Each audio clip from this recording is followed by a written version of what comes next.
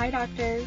In December 2019, I got engaged to the love of my life and my high school sweetheart, Alec.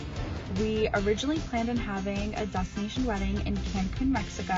Flew there, put the deposit down, planned everything out, and then COVID happened. We stopped everything and we realized for the safety of our friends and family that it is best to do a virtual wedding. I would love to know some tips on how to make this virtual event not only amazing for us, but our guests. Every little girl dreams of her wedding day, but the pandemic turned wedding planning into an absolute nightmare. This is how the idea of virtual weddings was born. But how do you actually throw a special virtual wedding? Well, here to tell us how to do that is celebrity wedding planner David Tutera.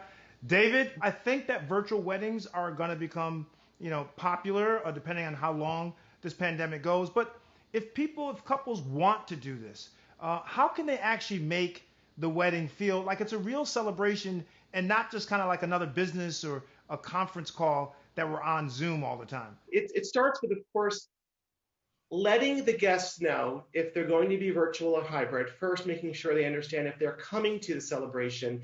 I and you, as you just said, we want to make sure that we know the protocols are in place. So we want to make it super clear. We want to make sure that we're sending a document that explains the expectations of the guests and what we're being prepared for on the side of people that are present at that location. And we make that very clear as the planner. But for the virtual aspect of it, we always still I believe that sending out a printed material, an invitation to the guests is important, whether they're coming on virtually or they're coming in person. You want them to still have that experience of knowing I have been invited to that person's celebration.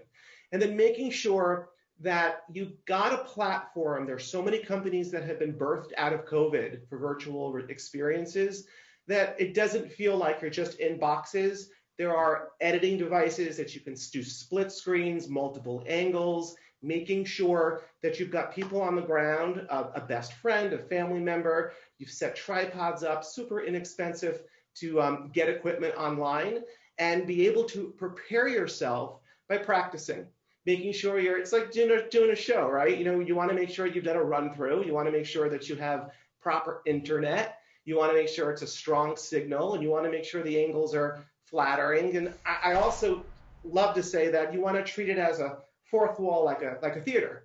You want to make sure you're facing everything towards the people that are watching from home. That's what's important.